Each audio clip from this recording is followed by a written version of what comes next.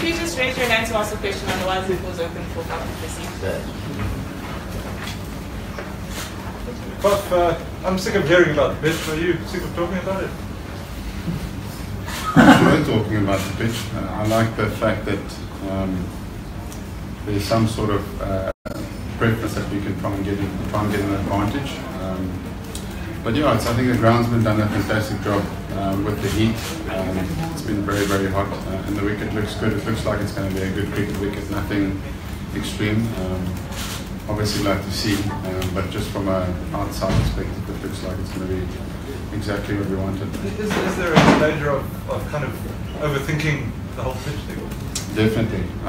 You rock up and you have to make decisions today on the field. You might not have an idea of what the pitch does, but when you get there, it might be completely different. So it's very important that I mean, some guys don't even look at the pitch. You know, there's actually so much information that you can go on in your head, which is unnecessary. Obviously, for a captain, it's important. I think that you do all that information because you want to make the right decisions. So you're right, that can happen. A little bit. You came into the South African team and won in Australia and England, drawn in India. But recently you've lost in England and India as well. Why do you think touring sides are struggling so much now? Is it how much of it is skill and how much of it is just not enough time to play warm-ups or anything? Yeah, I think India was conditions. I think India was extreme conditions, and we find that very challenging. We find that very difficult. England was challenging as well, but I think that series comes down to the personnel. We lost two very, very important members of our bowling attack, and I've said that many times. If you lose one or two of Rabada, Stone, Morkel or Philander, it's a very, very difficult to replace that, because with Test cricket you need consistent skill. So when we lost Vernon that series, it was big for us, and obviously we had no Stone, and Rabada played missed one Test match as well. So it's a combination of those two. But in general, as you said, there is a bit of a continuous happening now where the teams are struggling away from home, and we are very proud of our record going away from home. Obviously we didn't do well in the last two, but still if you compare us to the rest of the world, we're out there with the best. It's great, Tango and UK. Faf, just the composition of the team, is there a possibility of having four seamers, including Dale and a spinner here, or do you think there will be more up in the half field, or is there a strong possibility? No, this selection is probably one of the hardest that we're going to have to make. It's really tough. There's just so many combinations that you can look at. But I suppose it is a nice headache to have. But yeah, it's a possibility, especially up in the high field. But we're still talking about what's going to be our strongest 11. So I would like to give you a bit of insight into it, but not quite yet. Maybe can you give us a bit of an insight from the past 2 to 3 weeks for you? Obviously, after coming back, good to see you back, but you've been in the churches and fixing a couple of things. How do you use that time in terms of scrutinizing, especially the opposition and maybe their plan? Yeah, I sent the Ferrari into the panel beaters just to get fixed. Obviously, there was the back and then I had the shoulder up. So it was frustrating at times because everything happened a little bit slower than I thought it would. I was told 6 weeks and it took a little bit longer. So we're on, 11 weeks. And I just feel like I'm now ready to play.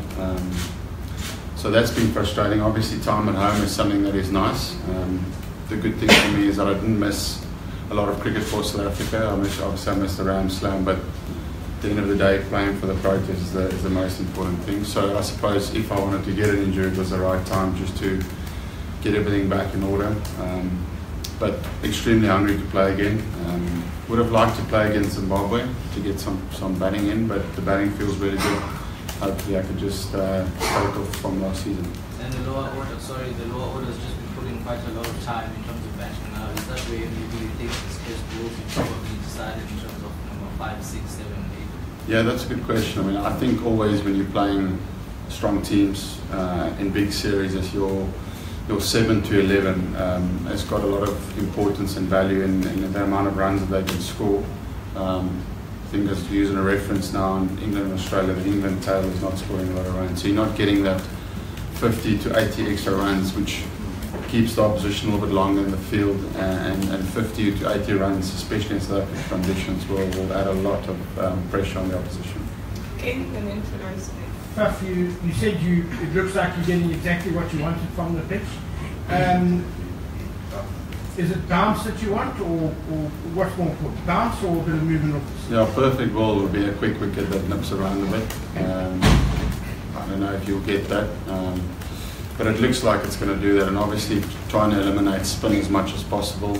As I said, it's been very, very hot and very, very dry in Cape Town, so credit to the groundsman for making it look like it's going to play that way. When we played Sri Lanka here last time, it was a really good wicket that he prepared for us.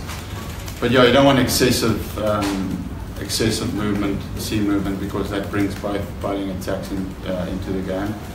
We feel with our seam resources on a good wicket that's got a bit of pace and bounce, we can exploit some of those areas in the batting lineup. Puff, just slightly away from the cricket, at the end of last year, it seemed as though CSA and SACA were going into some discussions over the MOU, and there's some suggestion that the revenue sharing model may change. As players, what would your feelings on that be? For right now, I think it's important that the players just stay away from that we've got an important series to focus on.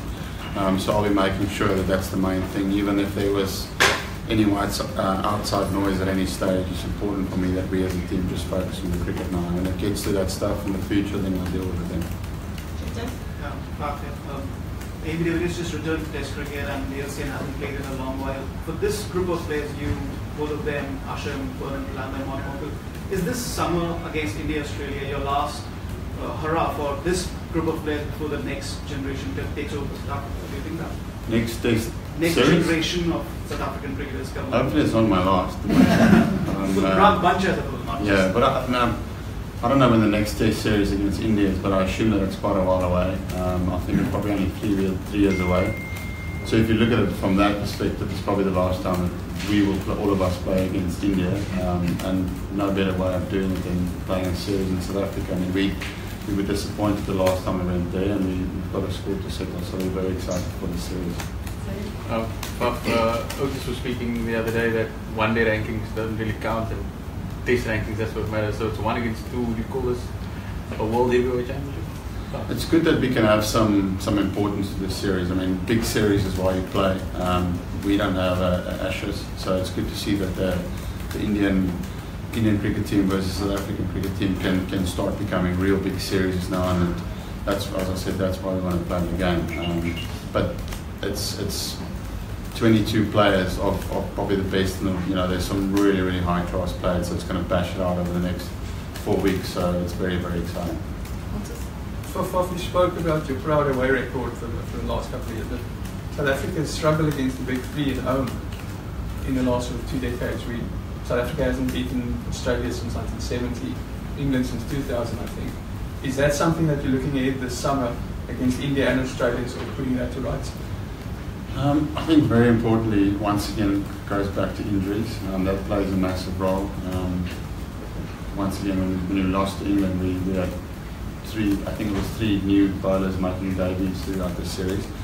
So if we have our attack injury free, I believe it's going to be a really good summer for us. I think probably us in Australia and England, and when you take those 3 bowling attacks, it's seam attacks, it's very, very good attacks. So if we have if all our bowlers fit, I believe that we'll change that record for you this summer. If you decide to pick an all-rounder, then it would look as though you have to leave out either A, Temba, the sort of decisions that come into that. Yeah, as I said, I mean, that's all angles that you look at picking this team is very, very hard decisions. And we will make the decision that we believe is the best, specifically for Newlands. I think with the makeup of our squad now, we have so many different options. You can almost look at picking almost a different team for different venues where you go to. So that's our thinking. And we've got an idea of what we think is going to be the right team for this venue and this conditions. And then probably change it up again as we go up north. Yes, sir. Okay. When you go into the series, because this one, the first is coming up, 2 of the most well-established batsmen of the side, Hashim and AB, both have not been in the best possible shape. So as a captain, I mean, what goes on in your mind when you got to like kind of think, you know, what's coming up and these two guys want them to be in the best form possible? Yeah, I think what's really important with Ivy is that he's fresh and he's hungry to score big runs. And that's certainly the case with him right now. He's had a good break. He hasn't played a lot of cricket, so he feels mentally strong and he wants to put in big performances. So I think that's half the battle already. When you've got a high class quality player like himself, if you can get the mental side of things right, I think he's going to be a good asset for us in this series.